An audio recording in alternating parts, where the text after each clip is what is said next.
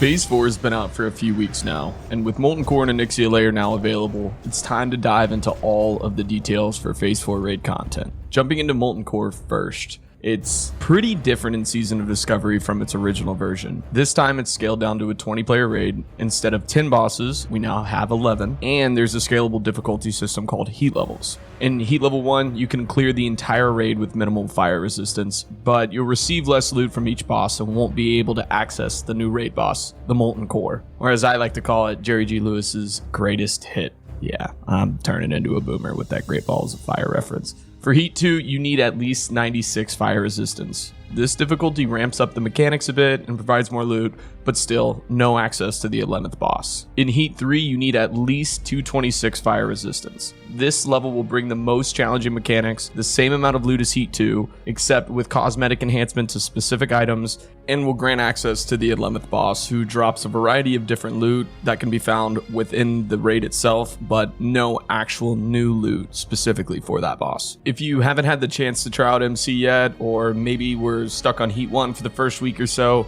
here's a few tips that I've had from running Heat 2 and Heat 3. The first is that don't rely on pally fire resistance. I know it's a big 60 fire res and you immediately think you can put on other gear. The problem here is if they die and you fall below the resistance threshold, the fire damage will most likely one-shot you. The second tip I have is to make sure you're utilizing the Flask of Chromatic Resistance, Librum of Resilience, which is an FR enchant to the head and legs found in Dire Maul, the Hydraxian Coronation, it's a cloak enchant for Honored with Hydraxian Warlords, and Rings from completing the Douse quest, which provides a pretty decent 20 fire res in a offset item. Also, a big thing that people were learning from Noda's World's First MC was the use of Duke's Domain Trinket, which is a trinket that provides 20 fire res and also 50 fire res on use to the entire raid, which can be found by getting exalted with Hydraxian Warlords, and it's a really great fire resistance item that if your entire raid has it, it's a really good way to get through Heat 3. Also, make sure you're always doing your BRM dailies for rep. This is pretty crucial. And pair that with MC trash farms, and really you should be honored to exalted with Hydraxian Warlords pretty fast. And just to touch on a few of the other raid encounters, which aren't too cumbersome. The first being Onyxia's Lair. So the difficulty for Onyxia's Lair definitely is ramped up compared to Classic, with more ad spawns, punishing Fireball disorients when she's in fly phase, and higher overall damage. It's decently challenging actually. And if you're struggling with a 20-man group, feel free to add more players. This raid can scale up to 40. And in regards to world bosses, I mean, not much has changed here. Kha'Zix in the Blasted Lands, Azagos, and Ashara. The bosses are pretty simple, just pump, dispel, and avoid standing and stuff. All right, now that we've actually talked about the raids themselves, let's jump into gear itemization. So the first thing I want to touch on is new tier sets. So in Phase 4, the new tier sets are a pretty big highlight. For some classes, they aren't as important as they'll probably only take like a 2 set. But for a Feral Druid like me, 6 set is huge. Warriors I know are the same. Each spec and class combo has a unique set tailored to them. So I wanted to go through and break down a few of these sets for the 2, 4, and 6 pieces of tier gear. For Feral Druid, it's our Cenarian set. So we get a 2-set bonus, which Fairy Fire now increases the chance for all attacks to hit that target by 1% for 40 seconds. So 2-set prior for Feral Druids. Nice. 4-set bonus is the periodic damage from Rake and Rip can now crit, which is fucking massive. And then a 6-set bonus, which Rip and Ferocious Bite now have a 20% chance per combo point to refresh Savage Roar's duration back to its initial value. So 5-point Rip or Ferocious Bite will automatically give you Savage Roar back, which reduces the amount of energy spent. So at the end of this phase, we're going to be insane. Anywho, moving on to Fury / Arms Warriors, pretty much DPS. Their 2-set bonus, they gain 10 rage when they change stances. 4-set,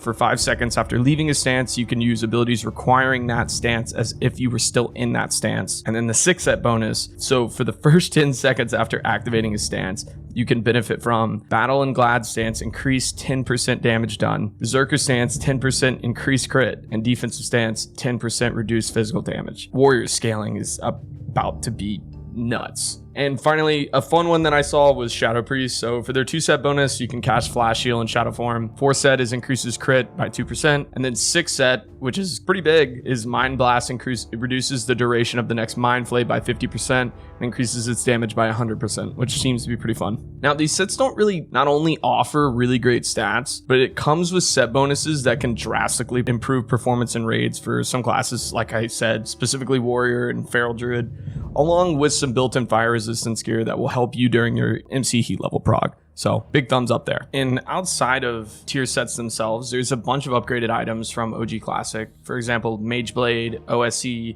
have all had increased stats and base stats to themselves, making them more desirable and on par for, compared to some of the other gear that SOD has brought about. An even fun one too, I've mentioned this before, but Hand of Rag has been upgraded to be applicable for Feral Druids as well. So it's a cool caveat. Any Feral Druid that's actually wearing Hand of Rag will have their cap form changed into a fire cap form. I said this in an earlier video and people called me crazy in the comments, so I told you so. All right, so let's talk about everything overall. Raid content Phase 4 has been a blast. Molten Core has been the star of the show. Really enjoying the heat level system as it adds a layer of strategy and progression outside of just getting pre-bis, gearing up through the raids, raid logging, etc. Although it can feel a bit grindy to farm out gear, only to find it unusable in Heat 3, but the added challenges and rewards make it worthwhile. Crafting items like Devil Core Set, Masterwork Volcanic, reputation items from factions like Thorian Brotherhood or Hydraxian Warlords add some more depth to the gearing process, especially in heat level prog, making each step towards raid readiness feel pretty rewarding. Overall though, I've had a ton of fun with the raid content in Season of Discovery Phase 4 so far, but I'm curious how you're feeling. How have you been finding the raids? Let me know in the comments below. Don't forget to like, subscribe, and hit that notification bell for more WoW Classic and MMO content. I'll catch you guys in the next one. Peace.